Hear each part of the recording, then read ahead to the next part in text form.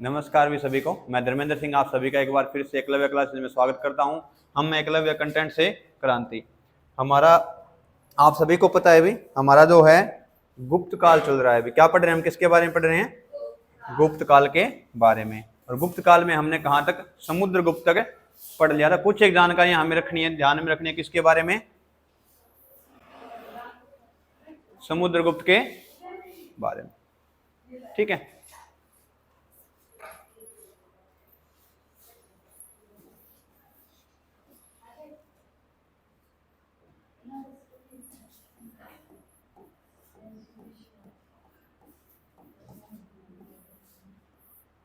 अच्छा, समुद्रगुप्त से पहले अब तक हमने किन किन के बारे में पढ़ लिया है?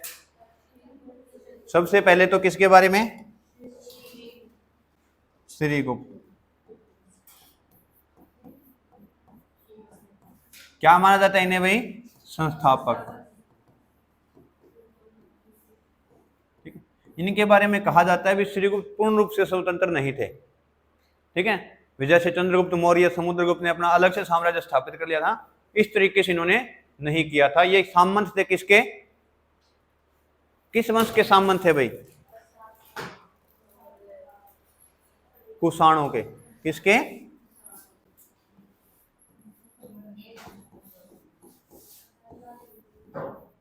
ये हमने पढ़ लिया था।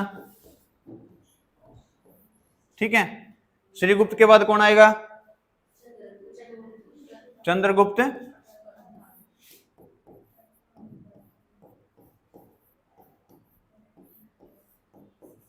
इनके बाद कौन आएगा?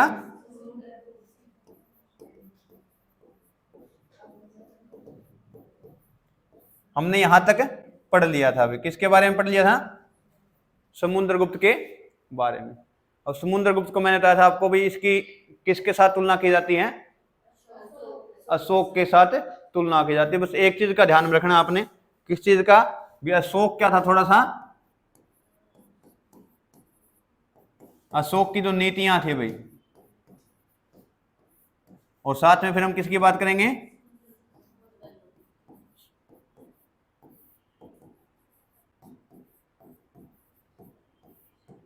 कलिंग युद्ध के बाद क्या हुआ? अशोक ने क्या कर लिया? युद्ध है उसको त्याग दिया भाई। अहिंसा को क्या कर लिया? अपना लिया। कलिंग युद्ध से पहले दोनों का सेम ही रहेगा। जैसा अशोक है वैसा ही समुद्रगुप्त है। लेकिन कलिंग युद्ध के बाद अशोक क्या कर लेगा? अहिंसा को क्या कर लेगा? धारण करेगा। जबकि समुद्रगुप्त अपने पूरे समय काल में क्या करेगा? ऐसे युद्ध करता रहेगा। और क्या मैंने आपको बताया इसने लगभग कितने युद्ध? 100 युद्ध के बारे में बताया गया है भी। किसके? समुद्रगुप्त के। ठीक है। अब हम बात करते हैं इसके बारे में भी। जैसे अब आप सभी को पता है, अगर कोई राजा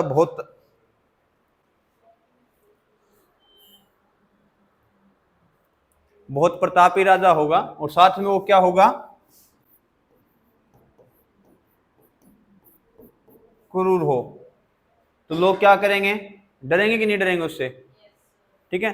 तो अलग अलग तरीके पे क्या है, जैसे उत्तर भारत में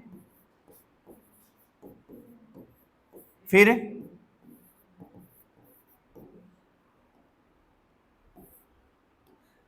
जो कुषाण हैं या विदेशी,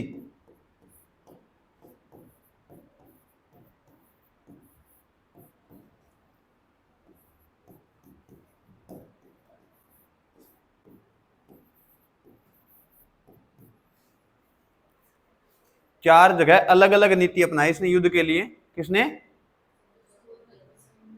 समुद्रगुप्त ने। उत्तर भारत में अलग थी, कुषाण या विदेशियों के लिए अलग, दक्षिण के लिए अलग और पूर्व के लिए अलग। ठीक है।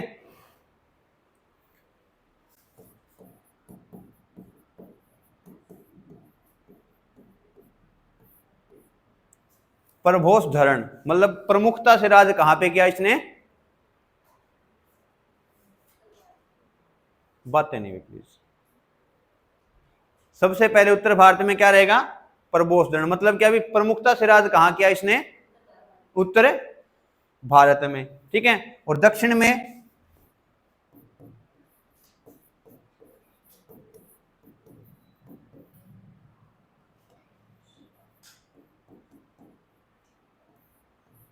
अच्छा, इस नीति में क्या होगा भाई, यहां से केवल कर लेता था, दक्षिण से क्या लेता था, केवल कर। जैसे पहले भी पढ़ा आपने, ठीक है, दक्षिण में अगर जैसे गुप्त साम्राज्य, तो भी उन्होंने भी क्या किया था, सीधा शासन नहीं किया था। जो राजा थे उन्होंने क्या किया, कर दिया और अपनी क्या कर ली, अधीनता स्वीकार कर ली, किसकी, मौर्यों की। ऐसे ही गुप्त काल में भी क्या हुआ, लोगों ने क्या किया, इनकी अधीनता स्वीकार कर ली और साथ में कर देने लगे। कौन, दक्षिण।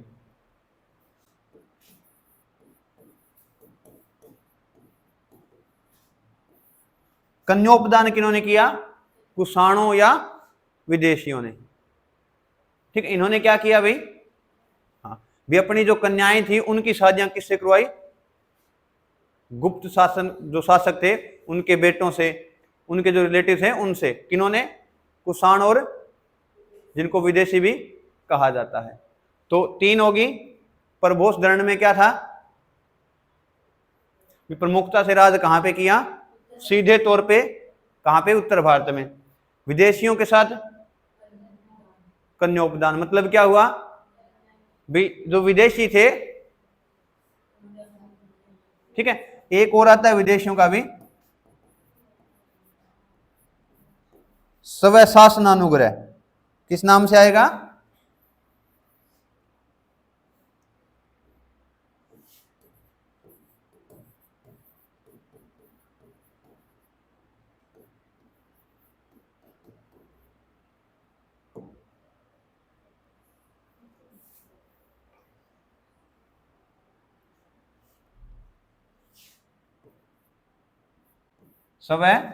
स्वशासनानुग्रह। इन्होंने खुद से ही क्या किया, के अनुग्रह किया कि इनके सामने, गुप्तों के सामने भी, आप क्या करो, हमें अधीन बना लो, हमारी क्या है जो अधीनता हुआ, आप, हम आपके क्या रहेंगे, अधीन रहेंगे भाई। ये किन्होंने किया, कुषाणों या विदेशियों ने। तो 3 होगी, कौन कौन सी, प्रभोष दरण, कन्योपदान या स्वशासनानुग्रह, और गृह मोक्षानुग्रह किसने की, दक्षिणियों ने। ठीक है भाई।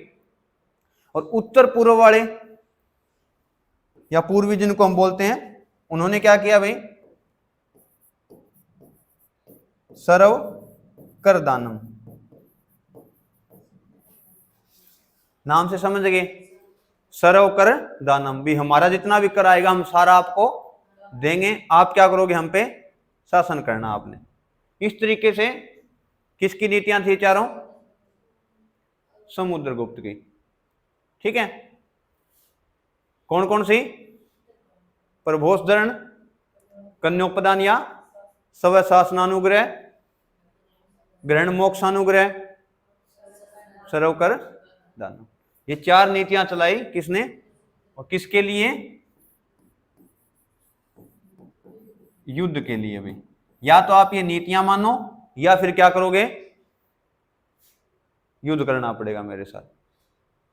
ठीक है, समुद्रगुप्त के बाद कौन आएगा भाई,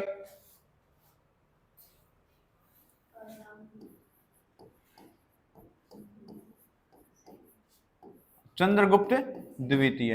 लेकिन चंद्रगुप्त द्वितीय से पहले भी एक व्यक्ति आएंगे जिनका नाम होगा रामगुप्त।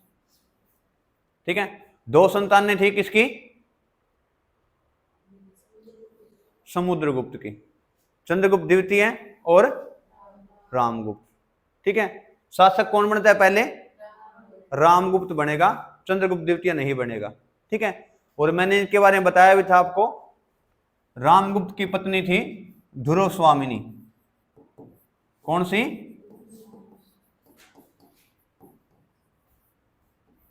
ठीक है, और इसी के समय में क्या होगा, भारत पे कौन आक्रमण करेंगे भाई, शकों का आक्रमण होगा। ठीक है, भी आपसे पूछ रहे शक आक्रमण किस गुप्त शासक के समय में हुआ, तो वो रामगुप्त के समय में। अब ये शक क्या करेंगे भाई, अच्छा इसके बारे में बता रहे, ये बहुत है कायर शासक था भाई। ठीक है, एक अभिलेख है विलक्षण अभिलेख, कौन सा, विल्सन अभिलेख, सॉरी कौन सा, विल्सन अभिलेख। उसमें सारे गुप्तों का जिक्र है, जितने भी शासक हुए हैं शुरू से लेके अंतिम तक। एक इसका जिक्र नहीं है विल्सन अभिलेख में, रामगुप्त का। क्यों नहीं है भी, इसको बहुत कायर और नाकारा किस्म का शासक समझा जाता था। अभी जब हमला करते हैं शक कहाँ पे, भारत पे, तो ये क्या करते हैं भी आप मुझे और मेरे साम्राज्य को छोड़ दो, किसको ले जाओ, मेरी पत्नी को ले जाओ। किसको ले जाओ, ध्रुव स्वामिनी। और कहते हैं भी बहुत सुंदर थी ध्रुव स्वामिनी, और शक इस बात पे मान भी जाते हैं भी हम आपका राज्य और आपको छोड़ देते हैं, आप क्या कर दो, अपनी पत्नी है वो हमें दे दो। इस बात से क्या होगा, कौन नाराज होगा, चंद्रगुप्त द्वितीय नाराज होगा भाई। ये जाएगा कहां पे, शकों पे आक्रमण करने, और क्या करेगा, शकों को हराकर किसे वापस ले आएगा, ध्रुव स्वामिनी को वापस ले आएगा भाई। और वापस लाने के बाद किसकी हत्या करेगा, रामगुप्त की हत्या करेगा, और खुद क्या बन जाएगा, सम्राट बन जाएगा भाई। कहां का, कहां का, अरे किसका जिक्र कर रहे हैं हम, कौन सी जगह का जिक्र कर रहे हैं अब,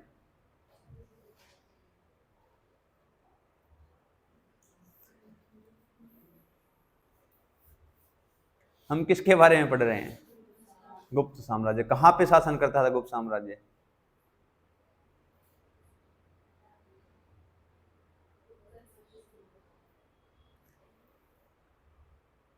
गुप्त साम्राज्य और मौर्य साम्राज्य में एक ही डिफरेंस है, क्या, मौर्य साम्राज्य बहुत बड़ा फैला हुआ था, गुप्त साम्राज्य से कम फैला हुआ, लेकिन थे भारत पे दोनों राज करने वाले, क्या थे, भारत पे ही राज करने वाले। ठीक है, मैंने आपको पहले ही बताया था अभी गुप्तों के, सॉरी मौर्यों के बाद गुप्त ही आएंगे जो क्या करेंगे, लगभग पूरे भारत पे क्या करेंगे, वो शासन करेंगे। तो हम किसका जिक्र करें, भारत पे। और प्रमुखता से क्षेत्र पूछे तो आपसे मगध, बिहार वाला क्षेत्र, कौन सा क्षेत्र, बिहार वाला क्षेत्र।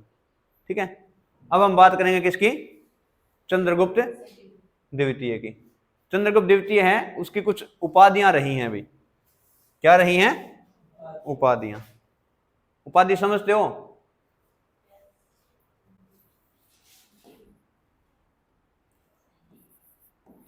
लिखो परम भट्टारक,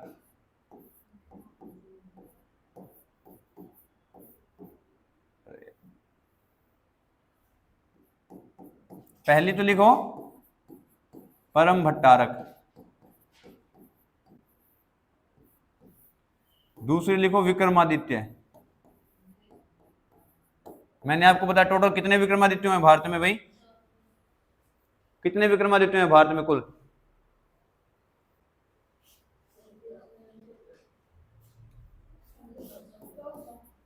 कितने, 14। और सबसे अंतिम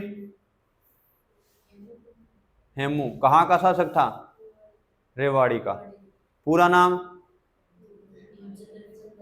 हेमचंद्र विक्रमादित्य। ठीक है, और क्या होता था उसके बारे में मैंने आपको भी, अंतिम हिंदू सम्राट जो किसकी गद्दी पे बैठा था, दिल्ली की गद्दी पे जो बैठा था।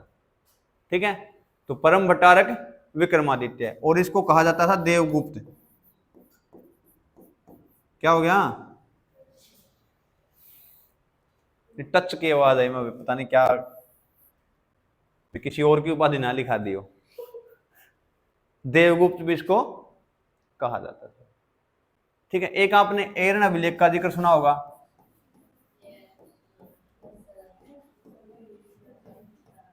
ये एरन अभिलेख है, ये किसके समय में आया था, भानुगुप्त के समय में। क्या ढूंढ रहे हो भाई,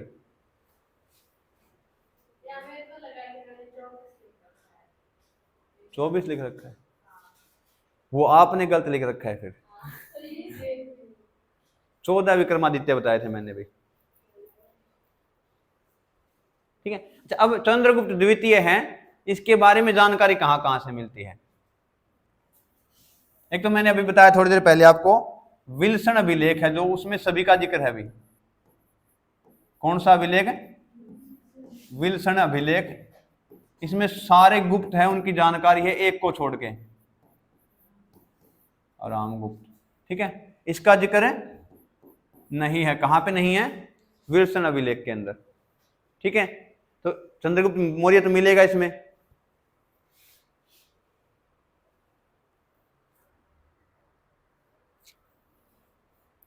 ठीक है, चंद्रगुप्त मौर्य का जिक्र यहां मिलेगा। और एक है विशाखदत्त भाई, नाम सुना होगा आपने, विशाखदत्त का नाम सुना है भाई? उन्होंने किताब लिखी थी मुद्रा राक्षस, ये तो सुनी होगी। ठीक है, इसके अलावा इन्होंने एक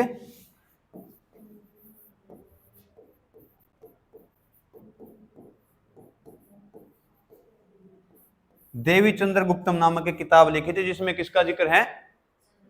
चंद्रगुप्त द्वितीय का। तो दो हो गए हमारे पास, एक तो विल्सन अभिलेख, दूसरा क्या हो गया? विशाखदत्त की देवी चंद्रगुप्त। तीसरा लिखो,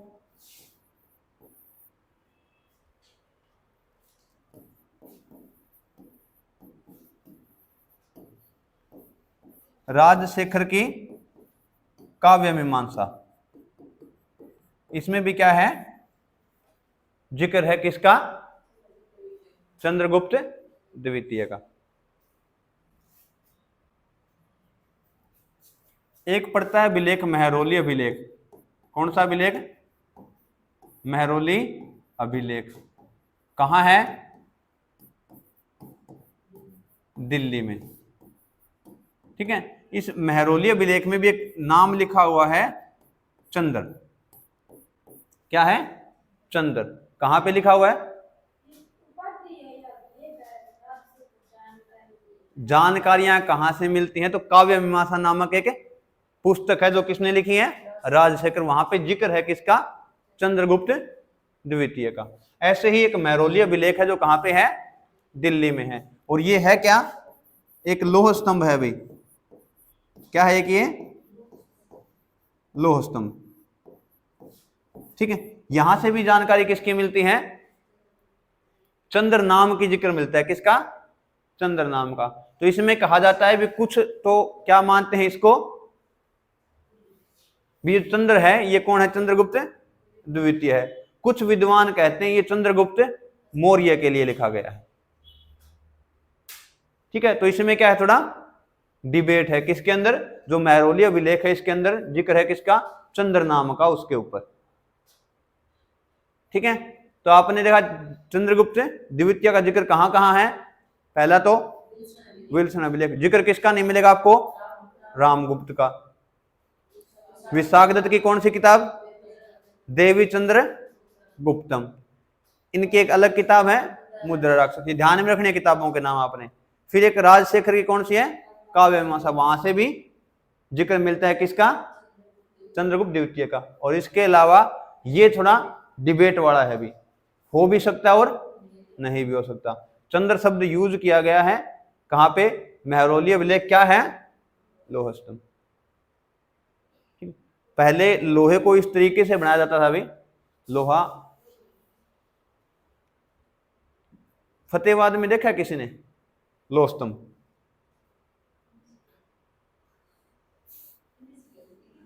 देखा है?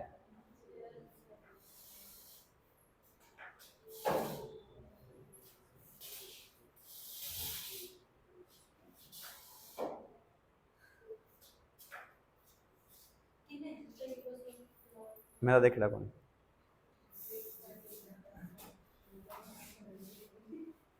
ठीक है, जो दिल्ली में लौह स्तंभ है, ये कहते हैं भी इसको आज तक जंग नहीं लगा है। और कितने साल पहले की बात देख लो, लगभग 1500-1600 साल पुराना, लेकिन अब भी जंग नहीं। अब अपने यहाँ पे 5-7 साल में क्या होती है, कोई अगर बाहर रख दें तो लोहा खत्म हो जाता है। ठीक है, तो इनके पास क्या थी? ऐसी तकनीक थी भाई। ठीक है, अब हम बात करेंगे किसकी? विक्रमादित्य की उपाधि है। कौन सी उपाधि? विक्रमादित्य। कब धारण करेगा ये?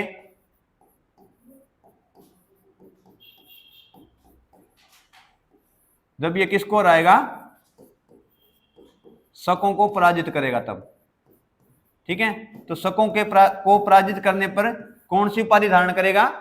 विक्रमादित्य की। ठीक है, हराएगा और किसको लेके आएगा वापिस?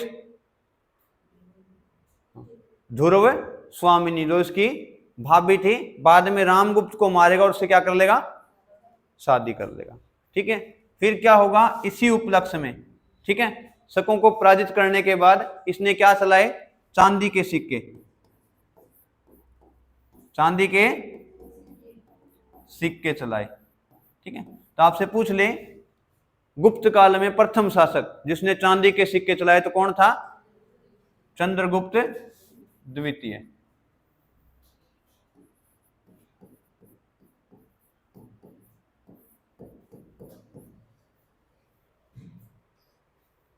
अब तक क्या क्या पढ़ लिया आपने,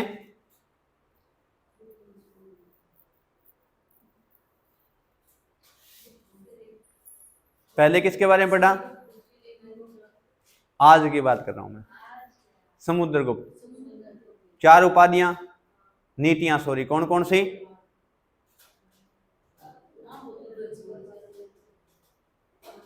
लिखा हो तो पढ़ के बता ही सकते हो। उत्तर के लिए प्रभासोदरण, ठीक है, फिर दक्षिण के लिए ग्रह मोक्षानुग्रह, ठीक है, विदेशियों के लिए कन्योपदान या हाँ सब शासन अनुग्रह, और उत्तर पूर्वियों के लिए सरोकर दान। फिर चंद्रगुप्त द्वितीय के बारे में। अच्छा, एक आपने ध्यान में चंद्रगुप्त द्वितीय से, ठीक है, इसने एक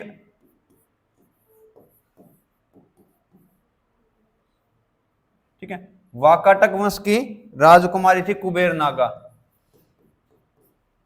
ठीक है, कौन से वंश की थी,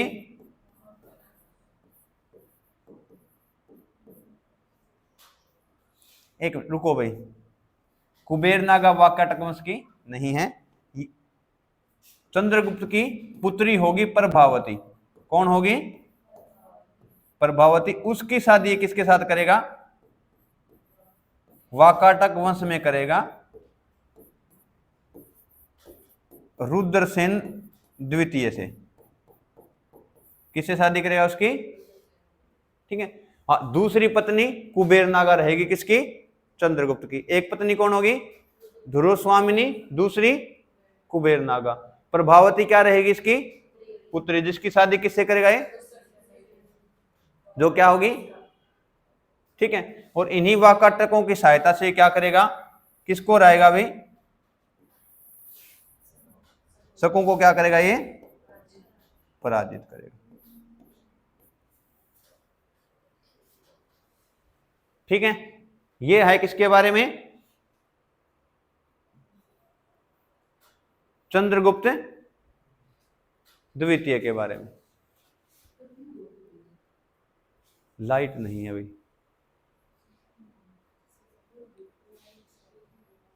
ठीक है। अब चंद्रगुप्त है, ठीक है, इसका पुत्र था कौन, कुमारगुप्त प्रथम,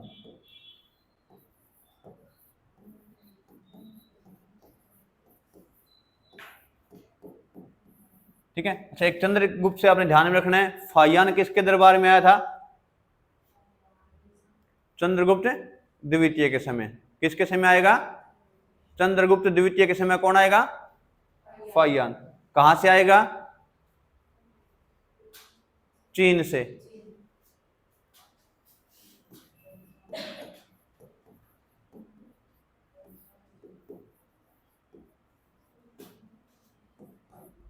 किसके लिए आएगा भाई, बौद्ध धर्म की दीक्षा लेने के लिए, ठीक है। और इसने किताब लिखी थी, ठीक है, किताब का नाम, ठीक है। और इस किताब में जिक्र किसका है, जो गुप्त साम्राज्य है, ठीक है, वहां का समाज कैसा है, ठीक है। गुप्त साम्राज्य के समाज की जानकारी किसमें है, फोकी की किताब जो लिखी किसने, फाहियान ने। कहां का था, चीन का, ठीक है। अब देखो, कुमारगुप्त प्रथम है, इसी के समय में एक बहुत बड़े विश्वविद्यालय की क्या होगी, स्थापना होगी। कौन से की, तो सबसे प्रमुख जो चीज आपने याद रखनी है, कुमारगुप्त प्रथम से तो ये ध्यान में रखनी है, नालंदा बौद्ध विहार विश्वविद्यालय क्या बना वो बाद में, पहले क्या था वो एक बौद्ध विहार था। तो नालंदा बौद्ध विहार की जो रचना है वो किसने करवाया, निर्माण किसने करवाया है, तो वो कुमारगुप्त प्रथम ने। फायन किसके दरबार में था, चंद्रगुप्त द्वितीय के। ठीक है। अच्छा, इसके अलावा भाई कुमारगुप्त से कुछ याद रखना आपने,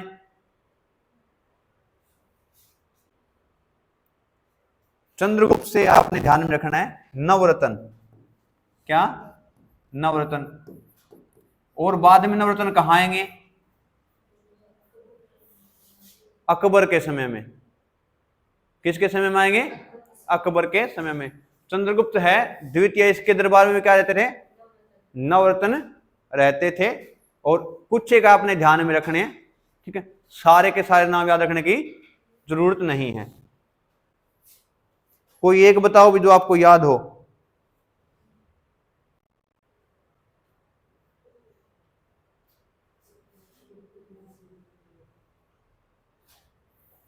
सबसे प्रमुख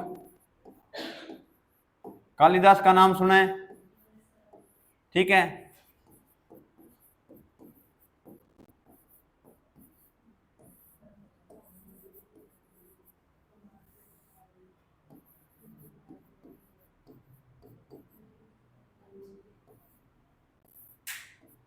धन्वंतरी, ठीक है।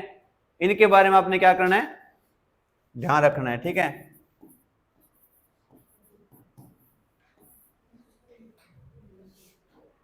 क्या हो गया, 9 हैं, आपने कितने रखने हैं, 2-3 जो है वो आपने प्रमुख याद रखने हैं, कालिदास, वराहमिहिर, धन्वंतरी और घटकर पर।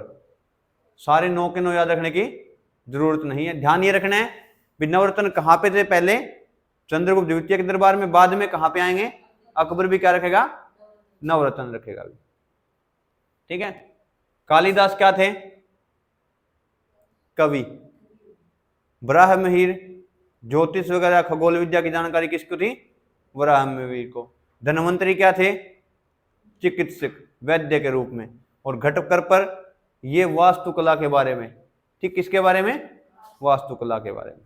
तो इतना आपने ध्यान में रखना है, सारे आपने याद रखने की जरूरत नहीं है। अब हम बात करेंगे किसकी, कुमारगुप्त की भी। सर्वाधिक अभिलेख, ठीक है, पूछ ले आपसे भाई गुप्त शासन काल में सर्वाधिक अभिलेख किसने बनवाए हैं, तो वो किसने बनवाए हैं,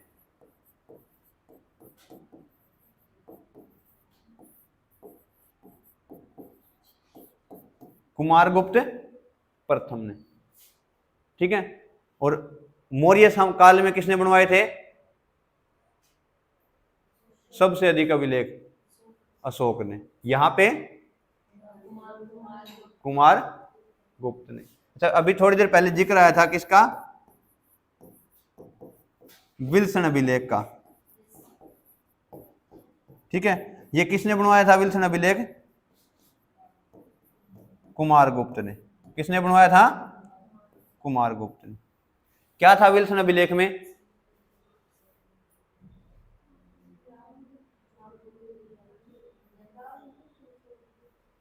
रामगुप्त ने छोड़ के, हाँ, अकेले रामगुप्त को छोड़ के बाकी सारे गुप्त शासकों की जानकारी कहां पे है, विल्सन अभिलेख में, ठीक है। ये किसने बनवाया था, कुमारगुप्त ने। और कुमारगुप्त को क्या कहा जाता है, अलग नाम पूछ ले आपसे तो महेंद्रादित्य प्रथम,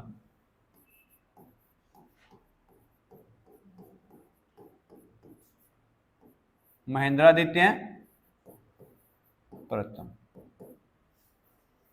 ठीक है। इतना आपने ध्यान में रखना है, किससे, कुमारगुप्त से। क्या क्या किया कुमारगुप्त ने भाई,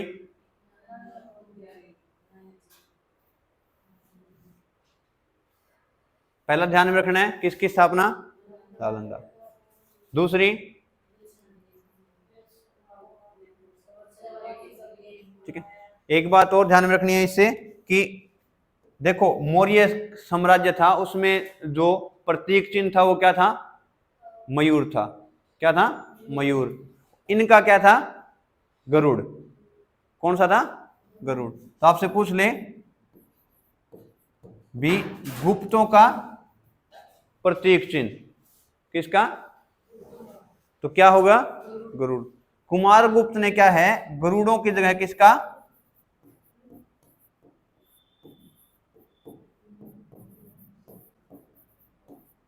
मयूरों का चित्रण किस पे?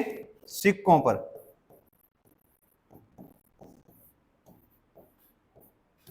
ठीक है, क्या पूछ लिया आपसे भी ऐसा कौन सा शासक था जिसने मयूरों का चित्रण करवाया किस पे? सिक्कों पे। किसकी बजाय? गरुड़ की बजाय। क्योंकि जो गरुड़ था इनका क्या था? प्रतीक चिन्ह था। क्या था? प्रतीक चिन्ह। किस शासक शासन का? गुप्त वंश का। इसने इससे उल्टा क्या किया? मयूरों का चित्रण करवाया किस पे? किसने? ठीक है, इससे क्या पता चलता है भी मयूरों का चित्रण करवाया, तो हो सकता है ये क्या होगा? शैव उपासक। क्या होगा?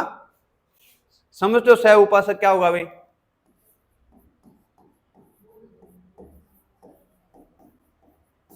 कौन होगा शैव उपासक? हाँ, जो शिव की उपासना करता हो वो। शिव की उपासना करने वाला। ऐसा क्यों कहा गया? शिव के दो पुत्र हैं माने जाते हैं। कितने पुत्र? दो पुत्र। कौन कौन से? गणेश और के। कार्तिकेय का जो वाहन है वो क्या है? मयूर है। क्या है? मयूर। घुड़ जावला गरुड़ है। ठीक है, तो क्या है? कार्तिकेय का वाहन मयूर है, इसलिए माना जा सकता है भी उन्होंने क्या किया हो, वो किसकी उपासना करते हो? शिव की उपासना करते हो। ठीक है, किसके बारे में ये?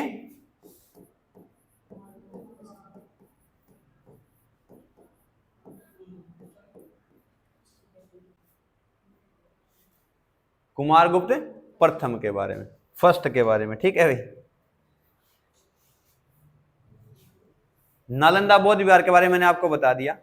ठीक है, अच्छा जो नालंदा है उसको क्या कहा जाता है दूसरा नाम? ठीक है भाई, बौद्ध धर्म है उसकी शाखा थी एक, कौन सी? महायान। मैंने आपको बताया भाई बौद्ध धर्म बाद में क्या हो गया था? दो शाखाओं में। कौन कौन सी? हीनयान और महायान में। तो जो नालंदा है इसको महायान का कैम्ब्रिज कहा जाता है भाई।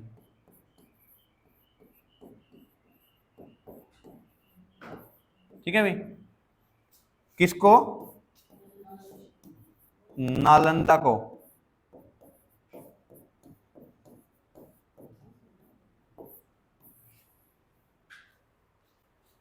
ठीक है, नालंदा विश्वविद्यालय को क्या कहा जाता है? महायान शाखा का कैम्ब्रिज कहा जाता है। कैम्ब्रिज समझते हो क्या है? कैम्ब्रिज क्या है भी? कैम्ब्रिज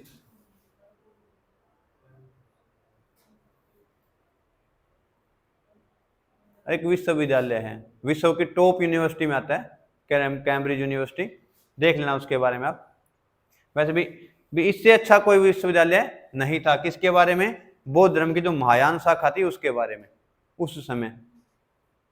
ठीक है, हर्षवर्धन के समय एक बौद्ध भिक्षु आएगा भारत में। कौन?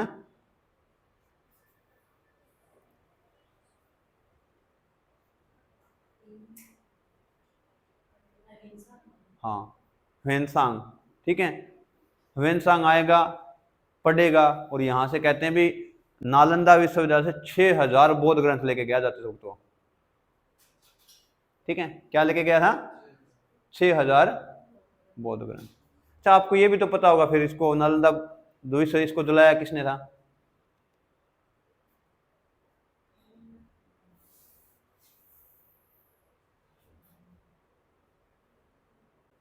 पता है आपको? इसको तो पता, ये तो पता है इसको क्या है, तोड़ दिया गया था। ठीक है, क्या कर दिया गया था? पूरे को तोड़ दिया गया था। चल वंश ही बता दो भाई, कोई बात नहीं, राजा का नाम ना बताओ। चलो राजा का नाम ना बताओ।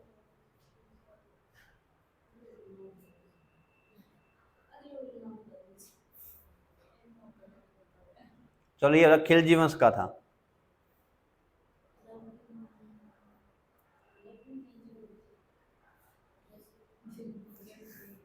गयासुद्दीन तो तुगलक वंश का था। आपने देखना है अभी आज, ठीक है। खिलजी वंश का वह कौन सा शासक था जिसने किसको तुड़वाया? नालंदा को तुड़वाया भाई, ठीक है। अच्छा, फिर क्या है, जो कुमारगुप्त का जो अंतिम समय था, ठीक है, उसमें क्या होता है, हुणों का आक्रमण होता है भाई। किसका आक्रमण होता है? हुणों का आक्रमण। किसके समय में होगा ये?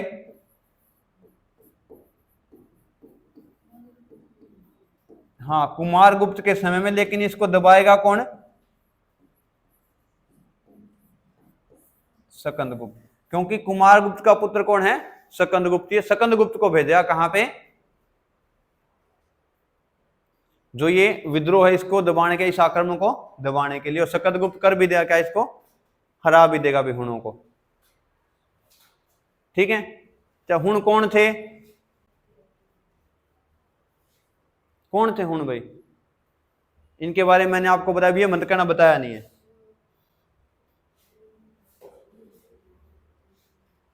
कौन थे हुण?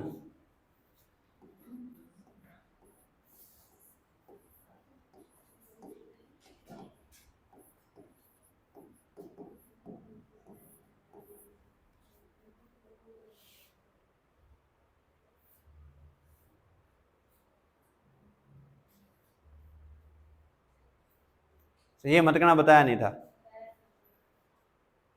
निर्मल बताया था? कब बताया था? जाति तो है, ये लोग थे। जब मैंने आपको बताया था कुषाण जब भारत में आते हैं, कब कुषाण आएंगे भारत में, ठीक है, तो पहले कौन आएंगे? हुण आएंगे। कहां पे? मध्य एशिया की तरफ। क्या आएंगे? मध्य एशिया की तरफ। वहां से एक शाखा कहां आएगी? भारत में आएगी। कौन सी शाखा? कुषाण। तो अब ये हुण है, अब कहां रह रहे हैं? अभी मध्य एशिया के अंदर। कहां रह रहे हैं? लेकिन पहले कहां के थे ये? चीन के। जब भारत के अंदर कुषाण आते हैं उस वक्त हुण कहां पे थे? चीन पे। उसी वक्त किसका निर्माण होता है? चीन की दीवार का। किसका निर्माण होता है? चीन की दीवार का। तो इस वजह से ये हुण जाती है, वो कहां नहीं जा पाती? पूर्व की तरफ। तो ये किस तरफ बढ़ते हैं फिर? मध्य एशिया की तरफ, ठीक है। तो पहले तो ये ध्यान रखनी है, ये कहां के थे भाई?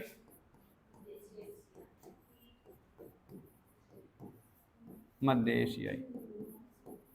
कौन सी जाति? इनको बोलते हैं भी, ये क्या थे? खानाबदोश जीवन व्यतीत करते थे भी। समझ तो खानाबदोश क्या होते हैं? खानाबदोश भाई हैं? खानाबदोश क्या होता है?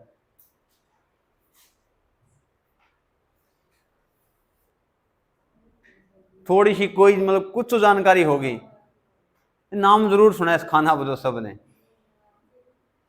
नहीं सुना खानाबदोश?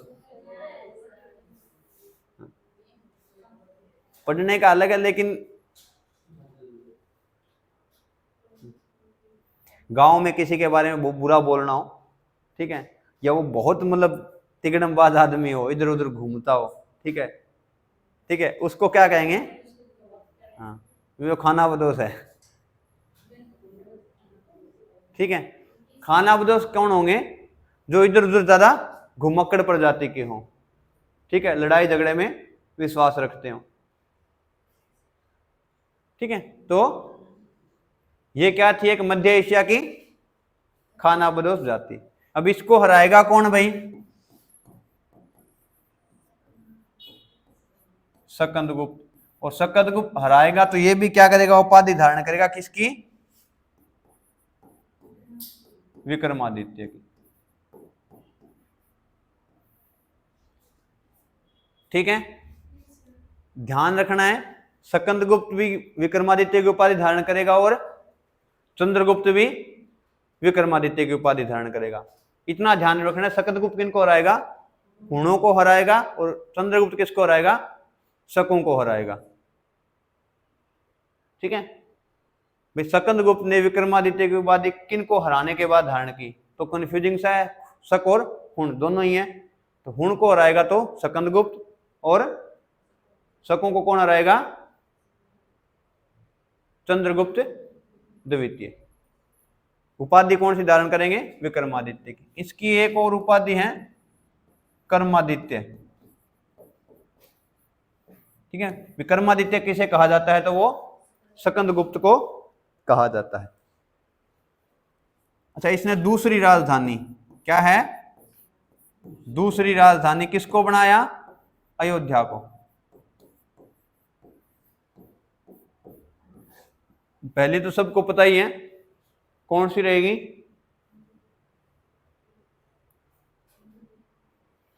ये पहली राजधानी, मगध राजधानी थोड़ी है।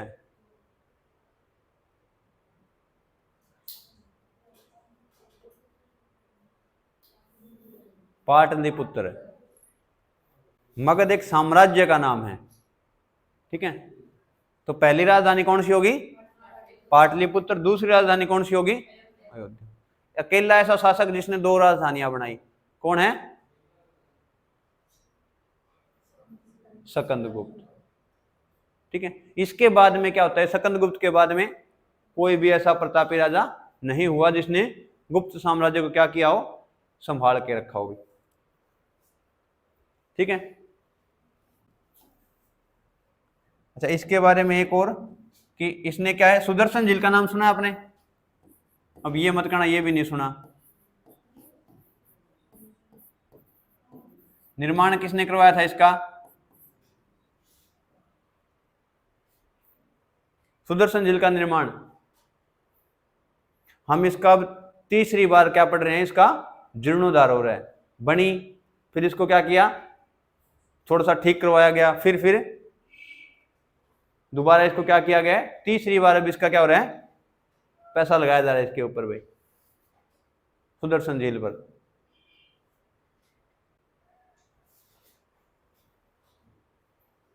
नहीं पता किसने बनवाई थी? चलो नहीं, बनाने का नहीं पता। ठीक है, इसको ठीक किसने करवाया था पहली बार?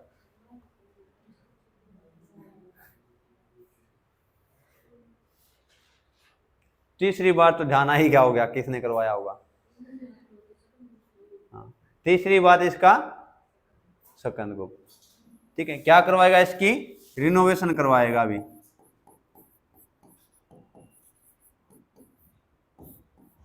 जीर्णोद्धार मतलब क्या है? इसको ठीक करवाएगा, टूट फूट रखे उसको ठीक। तो पहले ध्यान में रखना है। ठीक है, मौर्य साम्राज्य में एक सामंत रहेगा पुष्यगुप्त नाम से। ठीक है, उसने क्या करवाया था? निर्माण करवाया था। दूसरी बात, रुद्रदमन क्या करेगा? इसका जूनागढ़ अभिलेख मैंने आपको बताया था, उसके अंदर बताया गया सुदर्शन झील का कहता है जीर्णोद्धार। अब तीसरी बार कौन करवा रहा है? स्कंदगुप्त। किसका? सुदर्शन झील का।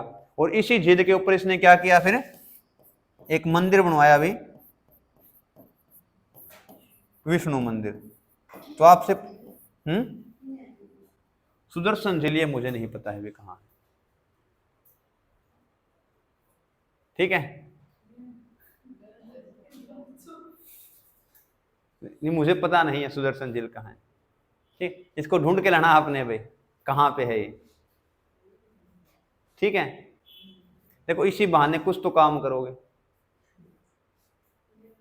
नहीं मिलेगी तो मैं हूं बता दूंगा भाई, अभी नहीं देखना फोन में भाई।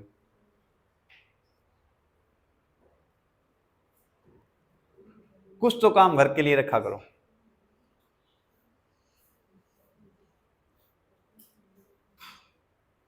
जब मैंने शुरू में बताया था पुष्यगुप्त के बारे में, तब मैंने बताया था कहाँ का वो सामंत था, किस जगह पे उसने बनवाई, सारी बताई थी इसके बारे में।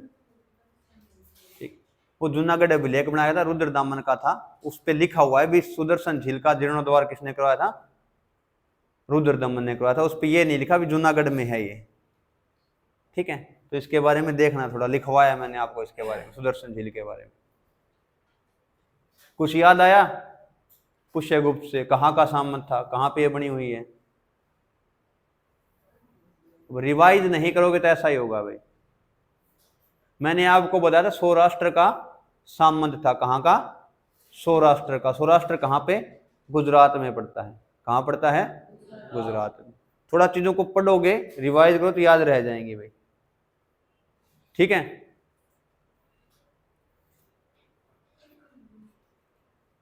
फिर बात आती है, एक चीज ध्यान में रखनी उस भानुगुप्त के बारे में। किसके बारे में? भानुगुप्त ने क्या किया था? एरण अभिलेख बनवाया था अभी। क्या बनवाया था? ठीक है, 510 ईस्वी में क्या बनवाया था? एरण अभिलेख। क्या है इसके अंदर? भी एरण अभिलेख के बारे में बता रखा आपको, 3-4 कई बार बता दिया इसके बारे में। भारत में पहली बार सती प्रथा के साक्ष्य, मतलब इसमें लिखा गया है भाई सती प्रथा क्या हुई है, भी होती थी भारत में। किस वजह से? भानुगुप्त के साथ इसका सेनापति होता है भाई, ठीक है, गोपराज, ठीक है। एक युद्ध में क्या होता है, गोपराज भानुगुप्त के साथ में जाता है और उस युद्ध में किसकी मृत्यु हो जाती है? भानुगुप्त की, इसकी, गोपराज की क्या हो जाती है? मृत्यु हो जाती है। तो गोपराज की पत्नी है, उसने क्या किया था? सती क्या थी? हाँ, गोपराज की पत्नी ने कौन सा धर्म निभाया था भाई? सती धर्म निभाया था। ये जानकारी कहां पे लिखी हुई है? एरण अभिलेख के ऊपर, ठीक है। आपने इतना ही ध्यान में रखना है गुप्त काल से। एक अंतिम शासक मैंने आपको बताया था, कौन? इतना ध्यान में रखना भी अंतिम शासक कौन था?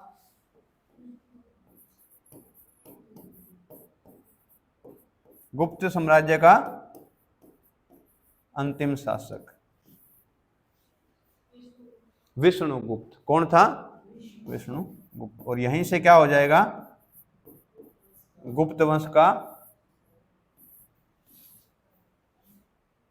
जो इतना प्रताप फैला हुआ था, स्वर्णिम काल कहा जाता था गुप्तों को या गुप्त वंश को, वो क्या हो जाएगा? यहाँ पे आके अपने ढलान पे, अपनी खात्मे पे आ जाएगा भी, ठीक है।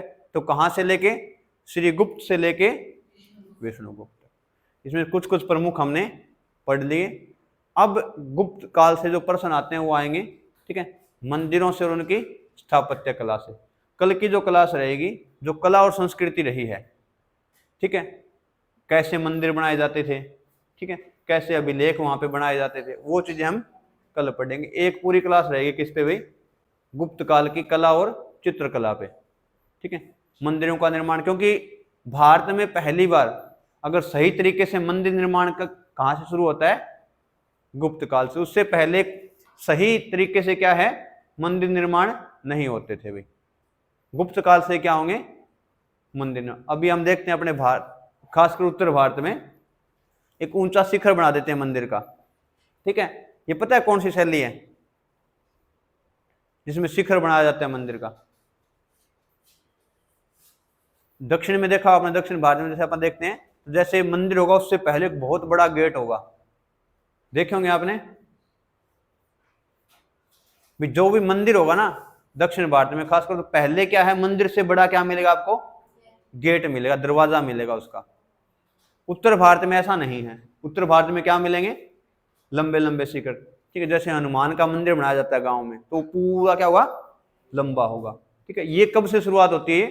गुप्त काल से शुरुआत होती है इसकी। किससे शुरुआत होती है? गुप्त काल से। तो इसके बारे में हम कल पढ़ेंगे, ठीक है भाई, कला और चित्रकला के बारे में, ठीक है भाई। धन्यवाद भी आप सभी का।